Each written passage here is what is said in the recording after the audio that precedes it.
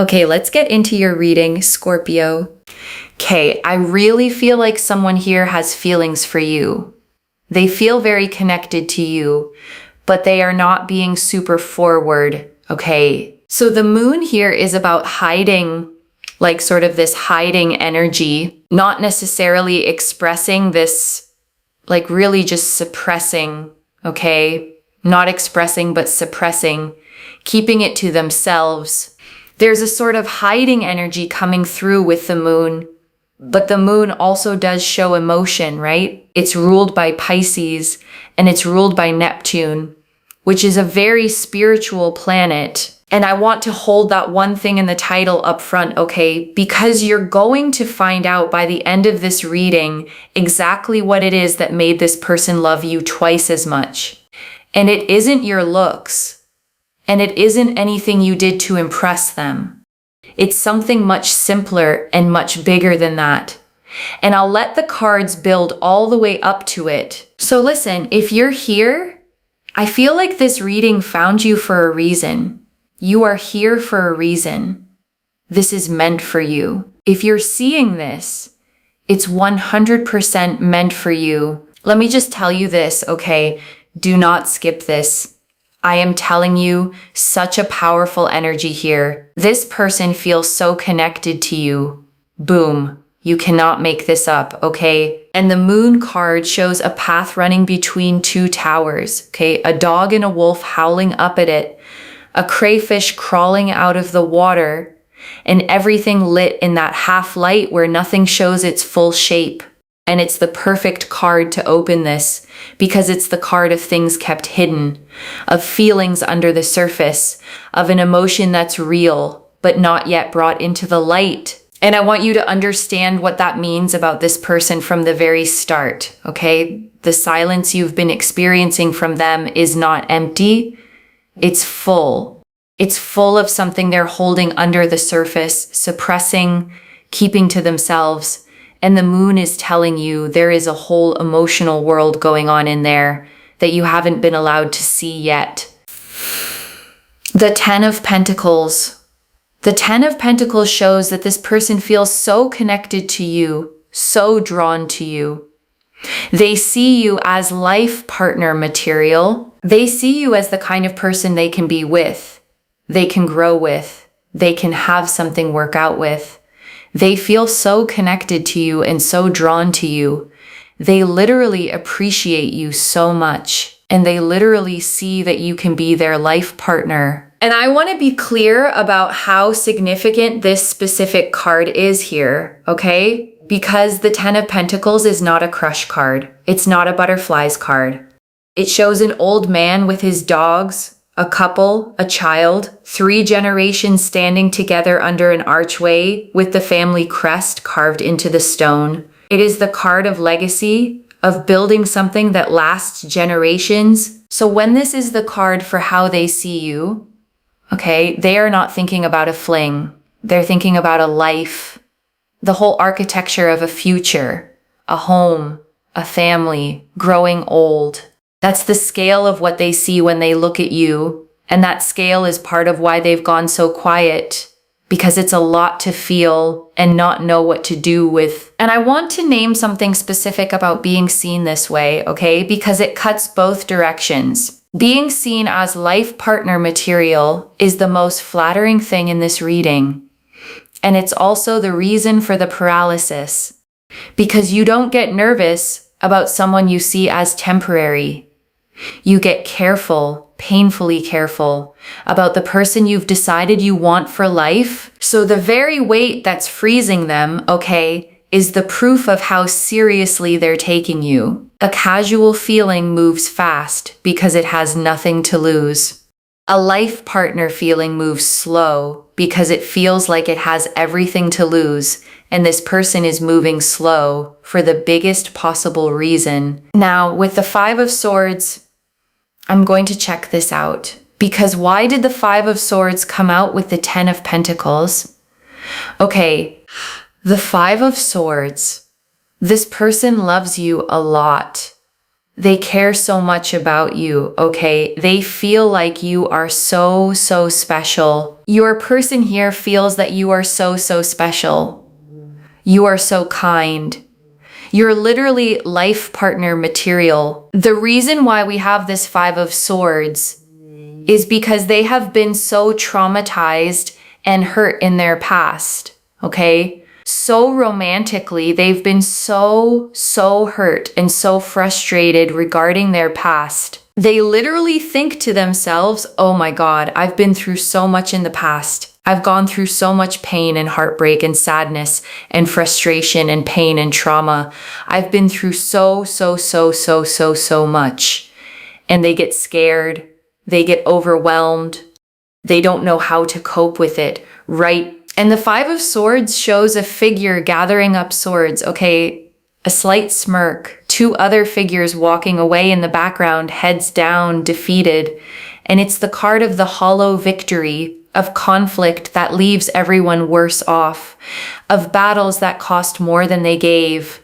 And when it shows up around someone's past, it means they walked away from love carrying losses, carrying the memory of fights that scarred them. And I want to be gentle and honest about what that does to a person, okay? Because it explains everything that comes after. When love has hurt someone badly enough, their nervous system stops telling the difference between the person who hurt them and the next person who could.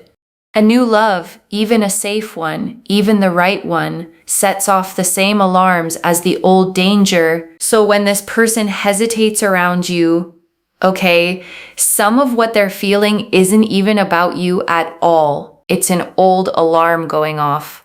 A body remembering pain and bracing before the mind can catch up and say, no, this one is different. This one is safe. And learning to tell those two apart, okay? The old alarm and the real present is exactly the work they have to do before they can come forward. It's not small work and it's not fast. But the Page of Swords and the Hanged Man both say they're genuinely doing it. And so because they've been through so much like pain and trauma in the past love-wise, they get very scared coming forward, but they know that you are the one, okay? They know that you are the one. They just have to get through that trauma and that pain that they've been through. It's not that they are still hung up on their past situations or connections.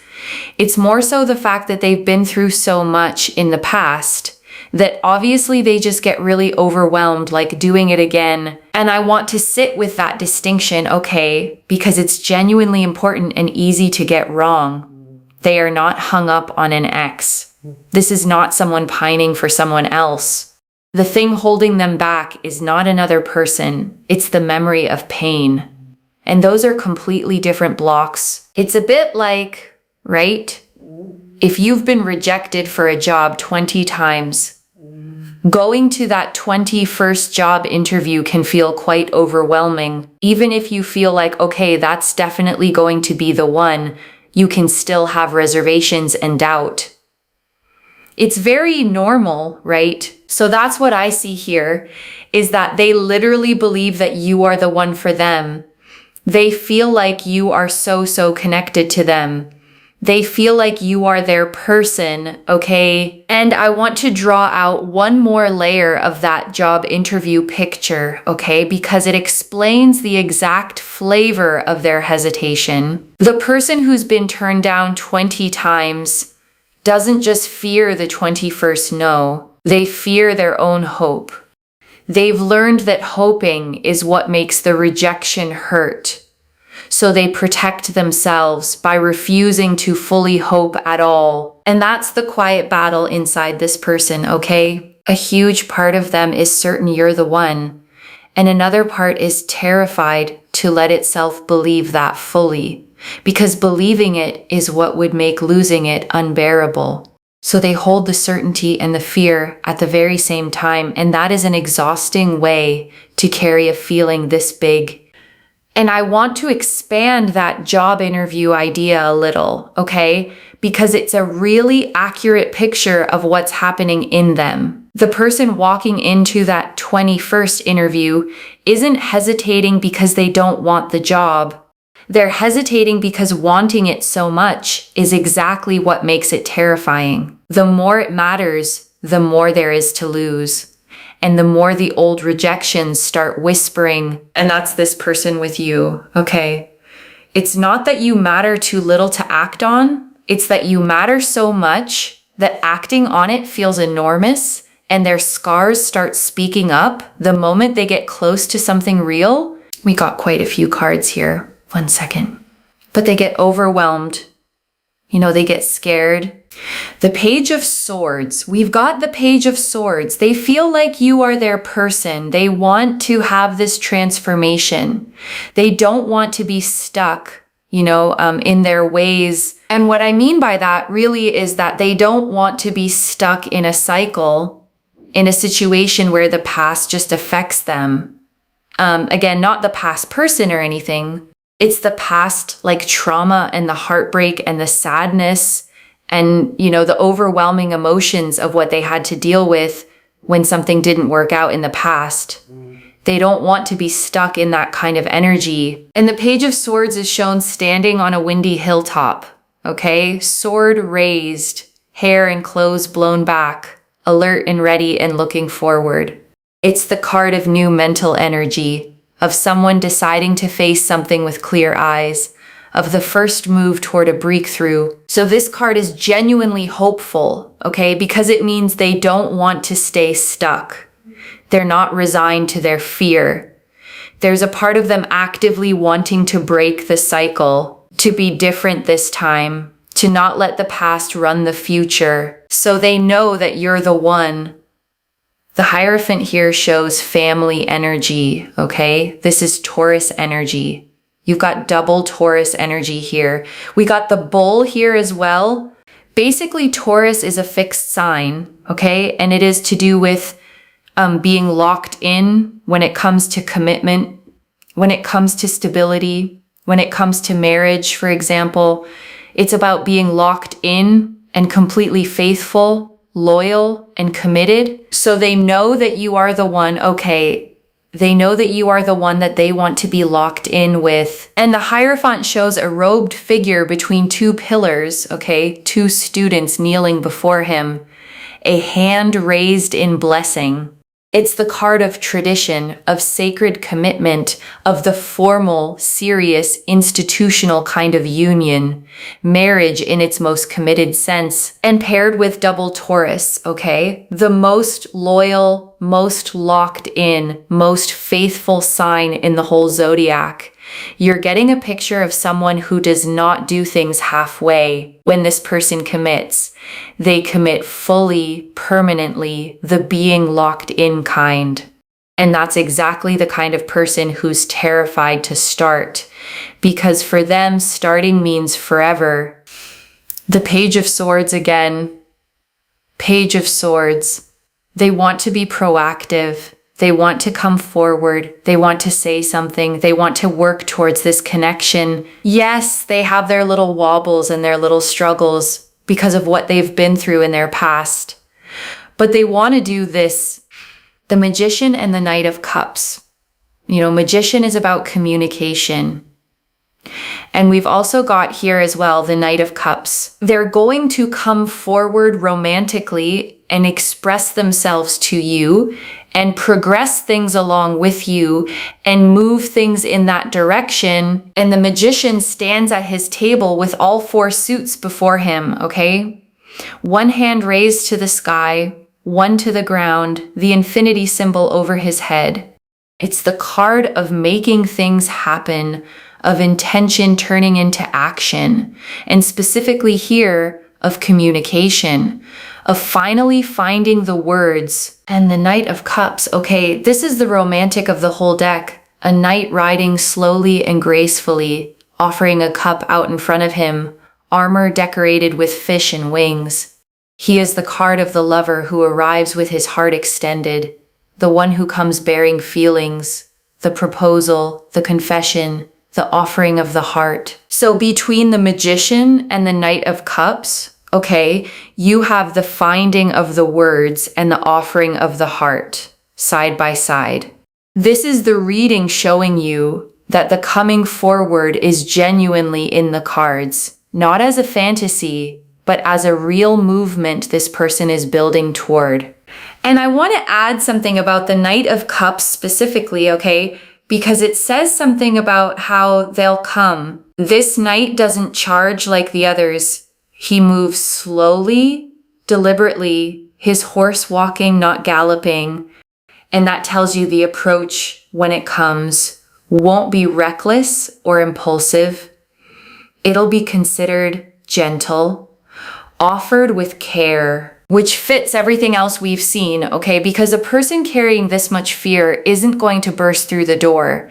They're going to approach the way this knight does, one careful step at a time, heart held out in front of them, hoping it's safe to offer it. The Hanged Man, and then we also have the Hanged Man, which is them awakening and kind of realizing things and becoming a lot more on the same page and progressing things along with you. And the Hanged Man hangs upside down from a tree by 1 foot, okay? Calm-faced. A halo of light around his head. And here it's a beautiful card to see because it's the card of the shift in perspective. The moment someone finally sees a situation from a completely new angle and something clicks into place. So this is them coming to a realization, okay, a genuine internal awakening where they stop seeing you through the lens of their old fear and start seeing you clearly as the person worth getting over the fear for. Now, if this resonates with you, please like this reading, comment down below, and make sure you subscribe, okay? This person just wants you to know that they love you. They feel connected to you. They feel drawn to you, but they just need a little bit of time to get over their fears, okay? Over their fears. And I want to say something honest about that little bit of time, okay? Because I don't want you to hear it as a promise with a date on it. The cards are very clear that the feeling is real and the coming forward is genuinely building. But someone healing from real trauma moves on their own clock, not yours. And part of protecting yourself here is holding both things at once. The love is real, and you cannot put your own life on pause waiting for their timeline to finish.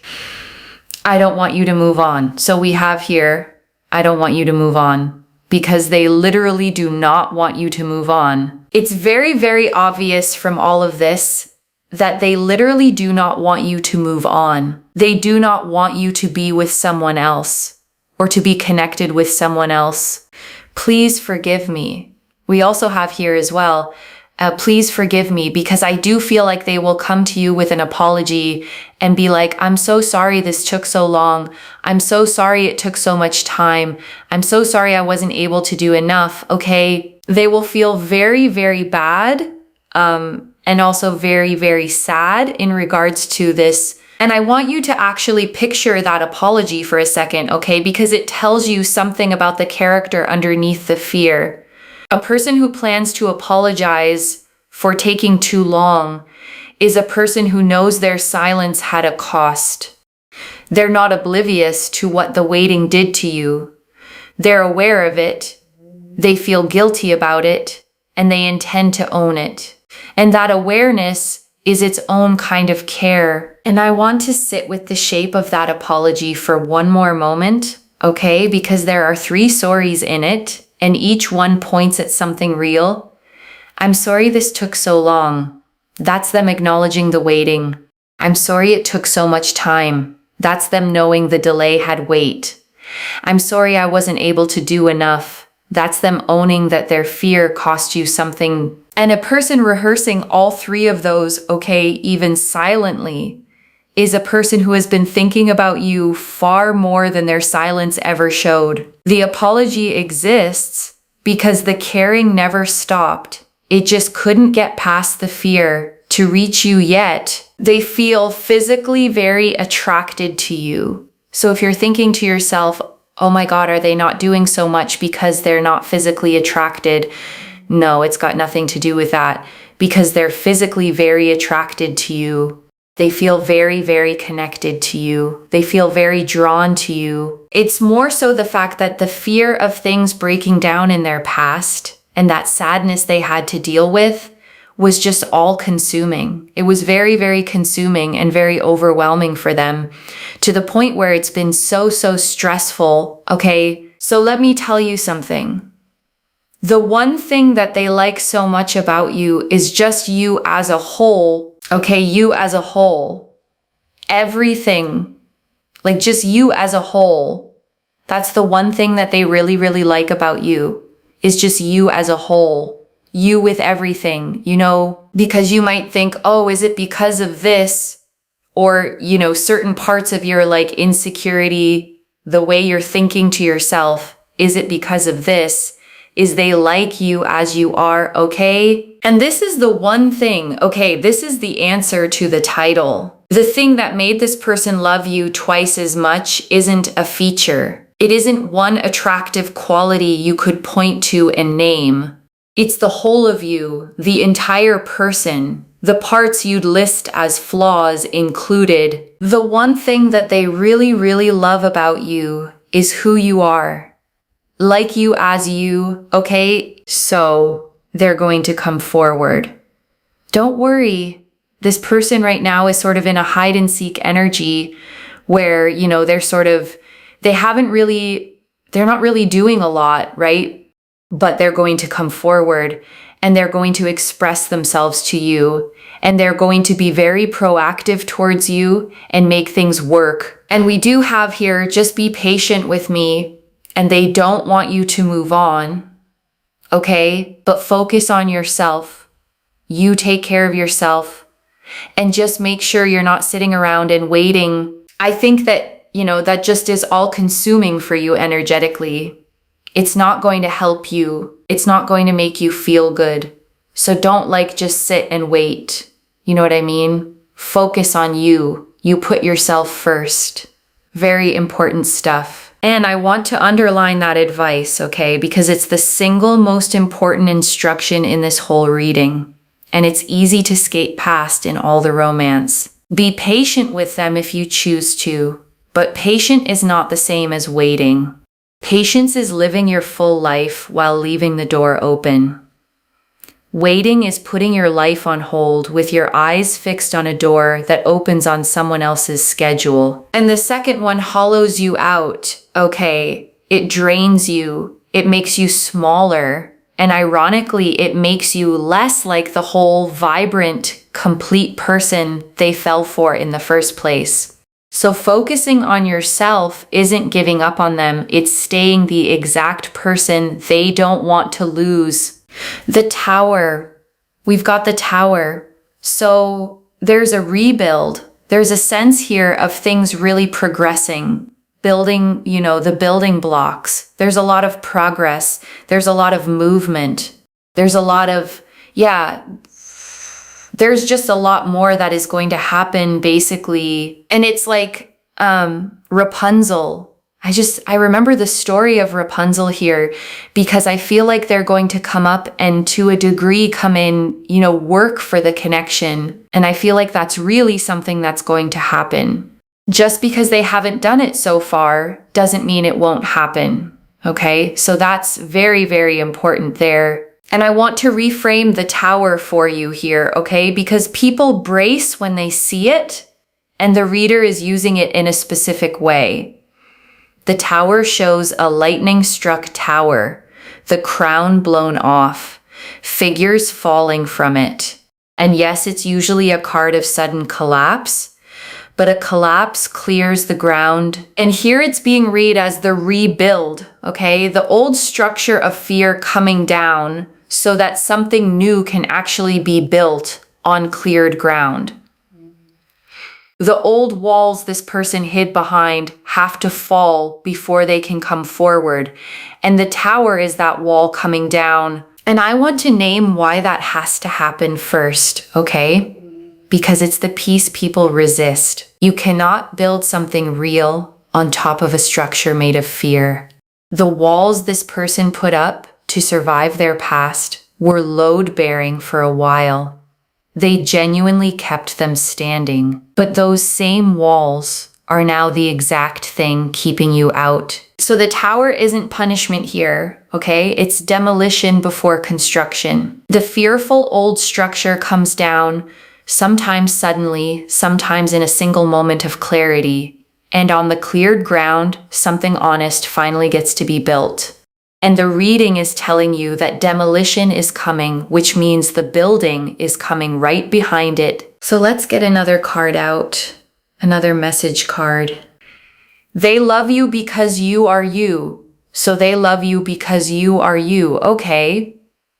With all your emotions and all your vulnerabilities and all your sensitivities and who you are as a person, they love you for who you are. That's the one big thing. Okay. It's not that, oh, they just like your body or, oh, they just like, your hobby or something. It's you for you. And I want to slow all the way down here, okay? Because this is the heart of the whole reading and it deserves more than a passing line. They love the parts of you that you've been taught to apologize for, the emotions you think are too much, the vulnerabilities you try to hide, the sensitivities you've been told to toughen out of. Those exact things, okay? The ones you count as your flaws are the things this person looks at and loves, not tolerates, loves. And that's the one thing that made them love you twice as much. The fact that you're wholly, unapologetically yourself, emotions and all. And I want to speak to why that lands so hard, okay? Because if you're like most people who get this reading, you've spent a lot of your life being loved conditionally, loved for what you provide, loved for how you look on a good day, loved for the version of you that keeps the harder feelings tucked away. And conditional love teaches you something quietly toxic, okay? It teaches you that the real you, the whole you, the one with the big emotions and the tender spots, is too much and has to be managed to keep the love from leaving. And this person breaks that rule, okay? They're not loving the managed version. They're loving the one underneath, the one you were sure had to stay hidden. And being loved like that, wholly, without having to perform, is a completely different experience than anything conditional love ever gave you. And so the birds here show they want to fly and soar and conquer and progress things with you. They want to move through the world with you. They want to move through and do a lot more with you. And the number 7 really sticks out here because this 7 of Cups shows they like you for all the things that you do, or the things that you don't do, or the things that you appreciate, or the things you don't appreciate. They like you for you, and that's the most powerful, most important thing that I can tell you in this reading at this time. And the 7 of Cups shows 7 cups floating in the clouds, okay? Each holding something different, a face, a jewel, a wreath, a dragon, a glowing figure. And usually it's a card of too many options, a fantasy and choice. But here it's being read as all the different facets of you, all the many cups that make up a whole person. And this person doesn't want just one of them.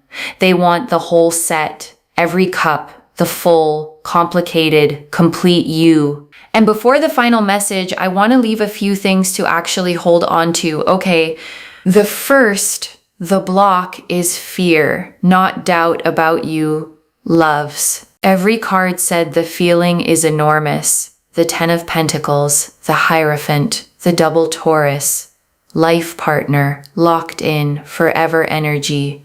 What's holding them back is the 5 of Swords, old trauma, not any hesitation about whether you're worth it. They've already decided you're the one. The second, the one thing they love is the whole of you, not your looks, not one quality, the entire person, emotions and vulnerabilities and sensitivities included. And I want you to actually take that in because you've probably spent years thinking those were the parts to hide. They're the parts that made someone love you twice as much. The third, focus on yourself and mean it. Patient is not the same as waiting. Live your full life. Keep being the whole, vibrant person they fell for, and let them do the work of getting over their fear on their own side of the street. You don't heal it for them by shrinking your life down to a waiting room. And I want to answer one more thing. Okay, why this reached you now with this much specific detail?